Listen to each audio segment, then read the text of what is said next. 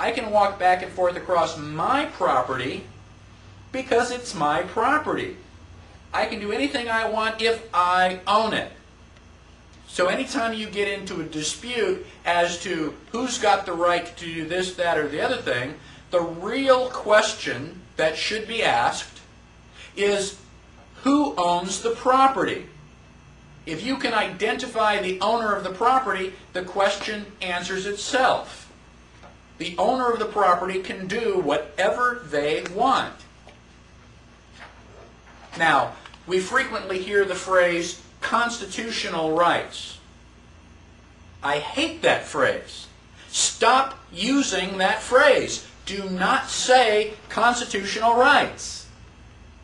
The reason that I hate that phrase is because constitutional rights sounds like the Constitution grants us rights. If you are granted something, is it a right or a privilege?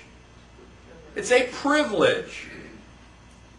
It is impossible to grant someone a right. It's a contradiction in terms. It's like a round square. It's the opposite. Like jumbo shrimp. You just cannot have a right which is granted.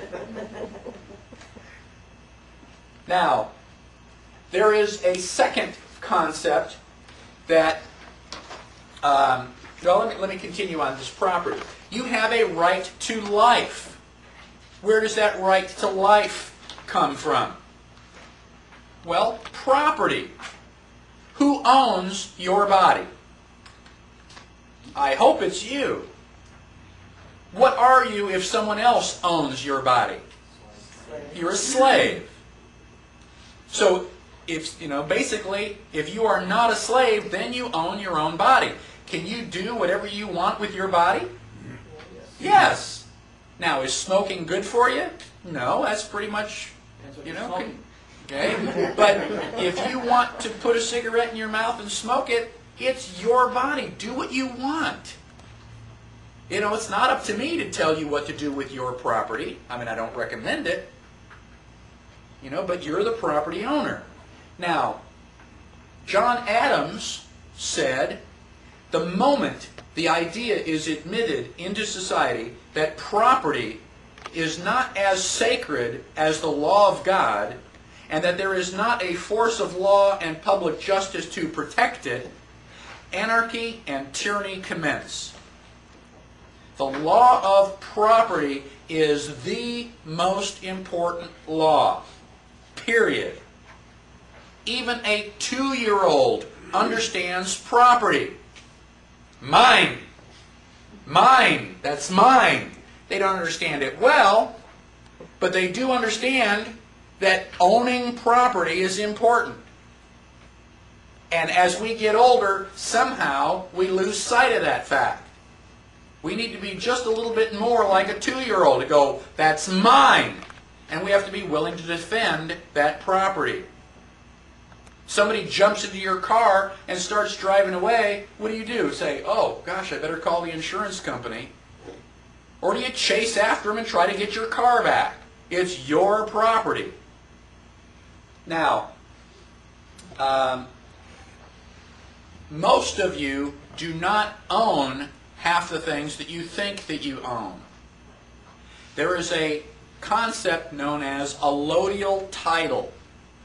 Allodial title means that you own it. I mean, the way that we think of when we say that you own something.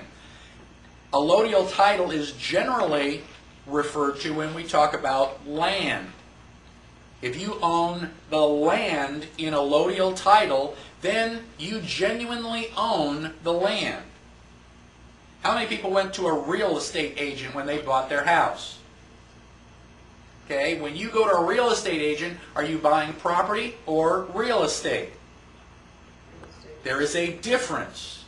When you buy real estate, you purchase everything from the ground up. You own the house, you own the trees, but you do not own the earth that it sits on. Can you go out in your backyard and drill for oil? No.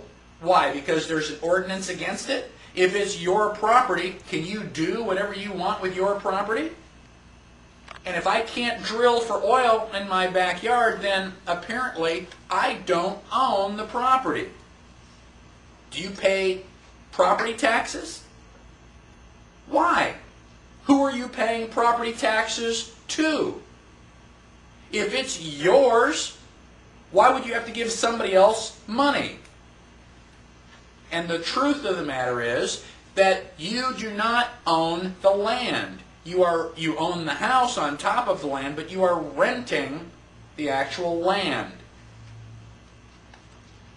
And unless you have a allodial title to the land, it is not yours. Now, we will talk about allodial title when we get to the history of the United States. When we broke off with England, people in the American continent here, the people in the United States, were the first people allowed to own land in allodial title. Prior to that, everything was owned by the king. Now, there are 50 states in the United States. Only one currently still allows you to own land in allodial title. And you are all very, very lucky because that state is Texas. However, most people in Texas still do not own their land in allodial title. Learning how to own your land in allodial title is another class that I haven't written yet. Now, let's talk about property. I want to really have you understand it. Let us presume that I own my land in allodial title, the way that we think of when we own something. Now, if it's my land, and I have this stack of lumber on my land, can I take that stack of lumber and nail it together in the shape of a house? Yes. Why is that? Why can I build that house? Because it's my land. It's my wood. It's all my property. And I can do whatever I want with my property. I don't have to ask anybody for permission. So now I build this house on my property. And I look at that house 2 weeks later and I go, well, I've changed my mind. I really don't want that particular house. Can I take all those nails out and disassemble that house and stack the lumber back up? Yes. Yes, because it is my property. I can rearrange my property and put it in any shape I want. Well, it took me a long time. It was a lot of work to nail all that stuff together. And it's going to be a lot more work to, pull it apart and stack it up again. And the wood's not that important to me. Can I light a match and burn that house down? Some people say yes, some people say no. Is it arson? No, it's not arson. I can burn my own house down if I want. It's my house. If I have a chair in the kitchen, I go, I really don't like this chair. Can I break it up and throw it in the fireplace?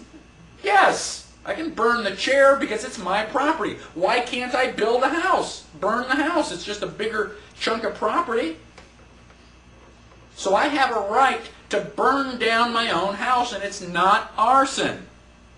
Unless I have insurance out on it.